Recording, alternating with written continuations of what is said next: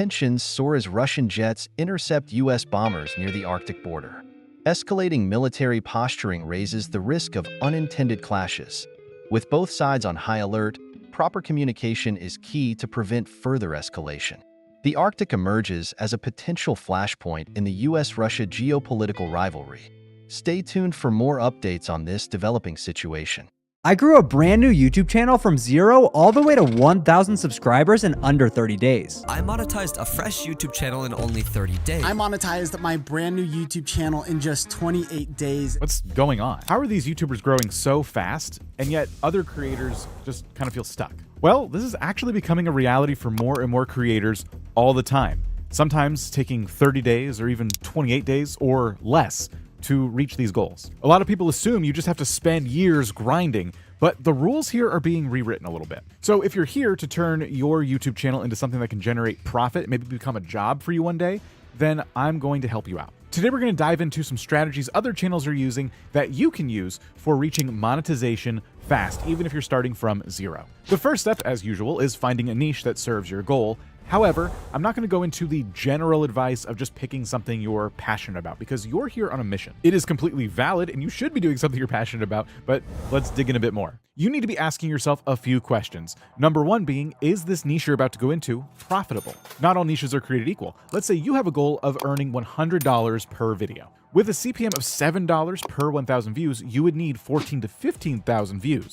But if you were making $21 per 1,000 views, you would only need 5,000 views per upload, which is a goal that is probably a little more doable, right? The second thing you need to ask yourself is this a popular niche? Your niche is basically the audience that's going to be interested in what you're talking about. So the larger the audience, the more money, right? So what would the popular YouTubers do? Well, someone like Mr. Beast would make a video titled Ages 1 to 100 Fight for $500,000. By doing this, he's essentially relating to everyone who likes money who happens to be between the ages of 1 and 100 years old. This is how big YouTubers are growing fast. It's because they increase their TAM, or total addressable market. They're looking to reach a much larger potential audience, which can give them exponentially more views than smaller channels. 3 is, how saturated is this niche? What if millions of other creators are getting billions of views on the topic you're in? Do you compete in this really crowded space, or do you pick something that's a little less saturated? It's not impossible to break through, but if you're dead set on that really competitive niche, I would encourage you to carve out a smaller sub-niche in that big topic.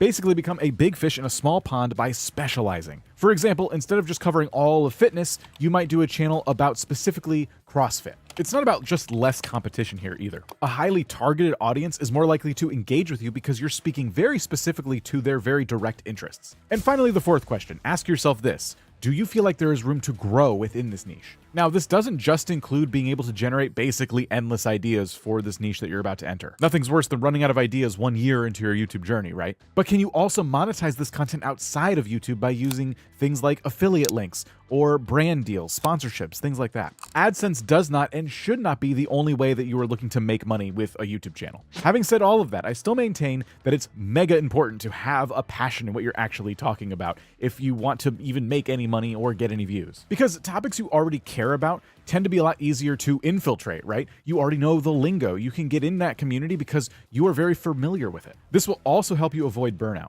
But finding the perfect niche won't just be the magic bullet, right? You still need to generate views. But there's actually a strategy you can lean into for getting a lot more views than you're probably used to getting right now. The biggest channels on YouTube aren't just randomly throwing ideas at the walls to see what sticks, and then they just happen to always get over 1 million views. No.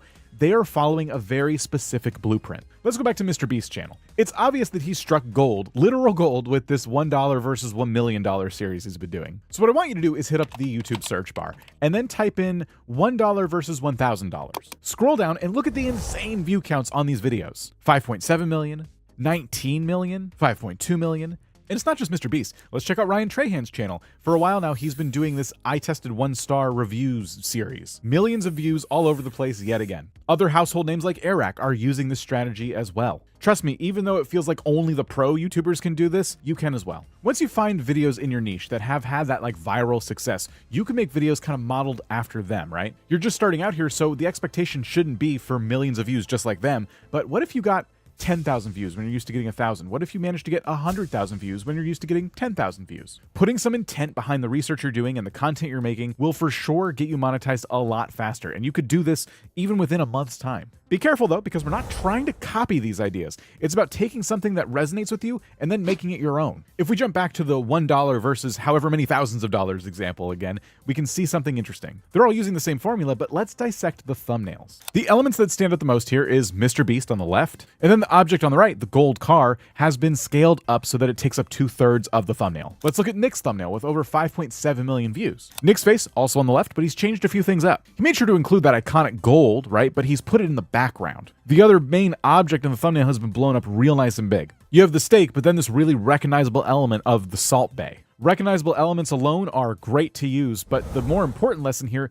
is that an idea was taken and then turned into something that was unique to them. Now, increasing your impressions and your click-through rate is definitely a fast track to monetization, but it's also not enough. We need to be working on the retention in your videos because you have to hit 4,000 hours of watch time. Alan Sultanic is a famous copywriter, known for sharing unconventional and effective copywriting and marketing strategies. One of his best secrets to hooking viewers could also help you go viral. It's called assumptive questions. The key here is to put yourself in the viewer's shoes. Anticipate what questions or objections they might have and then settle those right away. This makes the viewer feel more understood and inclined to hear you out. For example, in this video, I said that I'm not going to just tell you that you should be passionate about your niche. We're going to go a bit deeper. A lot of our viewers have by now heard us say a million times, be passionate about your niche, and they want more information on that. So I'm immediately assuming they're going to say, ugh, I already know this, and I'm trying to quell their fears right out of the gate. Let's look at this retention graph. The biggest drop-off here happens in the first 30 seconds of the video. I bet your videos could look similar to this in some cases, and the goal here is to try and remedy this drop-off as much as you can in that first 30 seconds. The less drop-off you have here, the longer people will stick through a video. Just a 10 to 20% increase could be the difference between a video that flops and a video that completely explodes. So your hook should satisfy a viewer's curiosity from their click back on the title and thumbnail, and that should happen right away. You could tease some exciting moments coming up later in the content, or you can maybe open a loop by asking a question and promising you're going to answer it in a little while. And what a lot of small channels don't know is that you can use that script writing technique of opening loops over and over again throughout your entire video to keep people hooked. Close a loop, open another one right away. And then the ending is just as important as the intro to your video. What you do not want to do is make it feel like your video is ending at any point. It should kind of come as a surprise. The reason we do this is so that we can seamlessly transition a viewer from one video to the next video. If you start to do a really long outro and people start to assume your video is ending, they're going to click off way before you get to that part where you're like, hey, please subscribe or please watch my next video.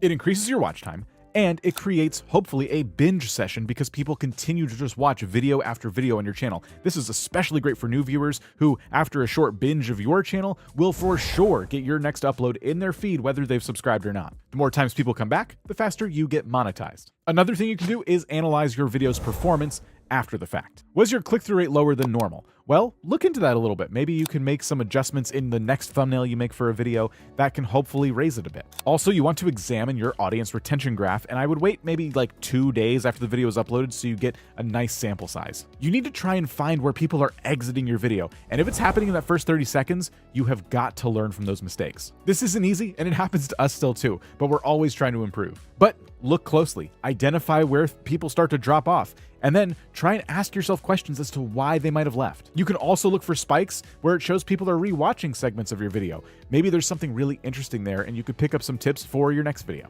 And once you get monetized, there's some very interesting things that happen. If you want to know what those are and how to tackle them, then you're going to want to watch this video right here because we'll go into some more details.